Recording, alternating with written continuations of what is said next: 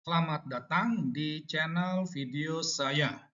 Kalau memperhatikan di media sosial, banyak sekali ustadz-ustadz mualaf itu sibuk membahas kekristenan, entah itu Alkitab maupun Yesus, ya. Dan karena bahasan mereka inilah membuat banyak umat Kristiani merasa gerah sehingga beberapa pendeta dengan nada emosional menanggapi ulasan ceramah mereka ini, bahkan sampai diadakan debat antar agama segala macam, ya.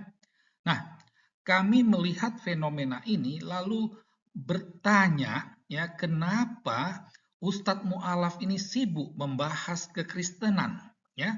Nah, pada video saya kali ini saya mau menyampaikan alasan-alasan mereka melakukan hal tersebut. Kita lihat alasan yang pertama. Namun sebelumnya saya mau mengajak Anda untuk berangkat dari fakta, ya. Nah, dari fakta. Jadi faktanya itu para ustadz mualaf ini dia tidak membahas Al-Qur'an sebagaimana mereka membahas Alkitab, ya. Itu. Mereka tidak. Itu. Karena kalau mereka membahas Al-Quran seperti mereka membahas Alkitab, ceritanya akan lain. Karena saya pernah membahas Al-Quran dengan menggunakan cara pikir Islam, cara pikir mereka-mereka itu. Dan hasilnya apa? Ada begitu banyak kekacauan dalam Al-Quran. Beberapa video saya yang menampilkan tentang kajian Al-Quran itu membuktikan hal tersebut, ya. Dan banyak orang Islam yang menanggapinya hanya sebatas harus belajar bahasa Arab, bahasa Al-Quran yang asli, bla bla bla begitu, ya. Jadi kalau membahas Al-Quran seperti mereka membahas Alkitab, maka akan terjadi kekacauan itu dalam Al-Quran itu sendiri, ya.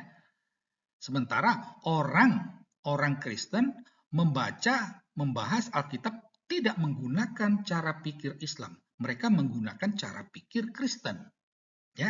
Nah, itu. Nah, tetapi inilah faktanya, ya. Fakta lain, mereka tidak membahas Muhammad. Yang mereka bahas itu adalah Yesus. Dan yang menariknya, yang mereka bahas tentang Yesus ini itu bersumber dari ajaran sesat. Entah itu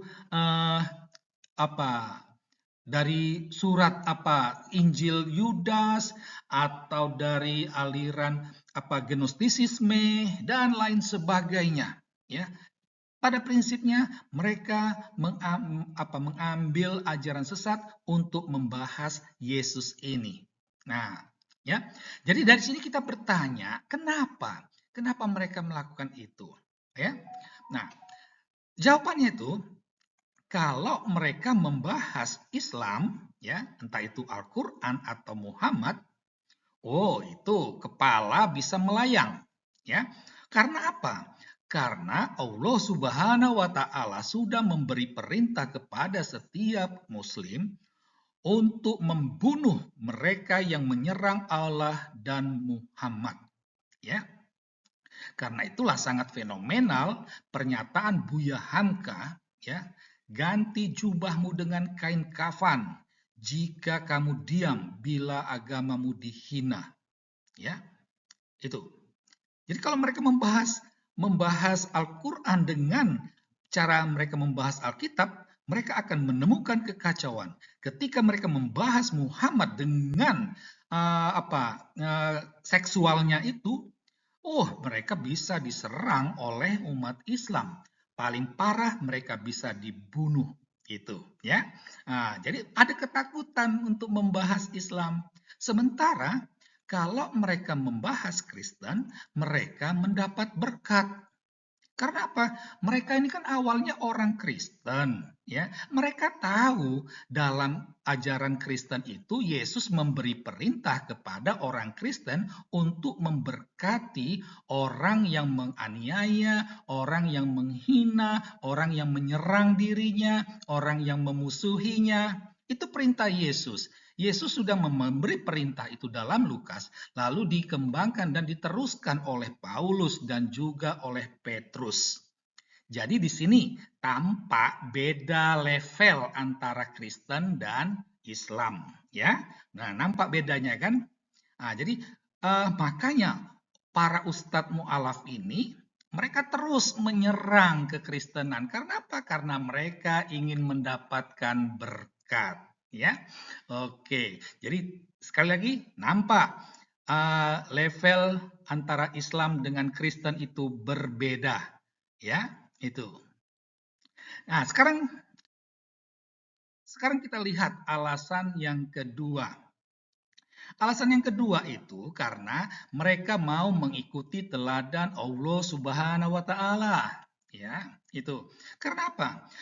Terekam dalam Al-Qur'an kalau Allah Islam ini juga sibuk membahas kekristenan, sibuk membahas tentang agama Yahudi, ya. Itu. Dan apa yang dibahas itu keliru lagi. Itu Allah salah paham. Dan kalau mau ditelusuri, ya, ketika Allah Subhanahu wa taala ini membahas kekristenan, itu dia mengutip ajaran sesat. Entah itu dari gnostisisme kah atau dari doketisme kah yang terekam dalam Injil Barnabas kah, Injil Thomas kah, Injil Maria kah, ya. Itu. Jadi sepertinya Allah mengutip ajaran sesat ini, ya, lalu disampaikanlah dalam Al-Qur'an itu. Ya, tujuannya apa? Tujuannya mau menyesatkan orang Yahudi dan Nasrani pada waktu itu. Nah, mengikuti teladan Allah Subhanahu wa taala ini, ya, para ustadz mu'alaf ini juga akhirnya berusaha untuk menyesatkan orang Kristen, ya. Karena apa? Karena Muhammad sudah pernah bersabda, barang siapa yang berhasil mengislamkan orang kafir, dia pasti masuk surga. Nah, jadi mereka berusaha nih menyesatkan orang Kristen. Siapa tahu dari upayanya itu ada orang Kristen masuk Islam. Nah, kalau orang Kristen masuk Islam, satu saja dia sudah pasti masuk surga berdasarkan sabda baginda Muhammad, ya. Nah, jadi ini yang perlu disadari oleh orang Kristen. Ya, sekalipun agamamu diserang, tetap levelmu ada di atas, bukan di bawah Islam, ya. Nah, oleh karena itu jangan merasa panik. Tetaplah yakin dengan imanmu, ya, dan berdoalah untuk mereka. Sekian dan terima kasih.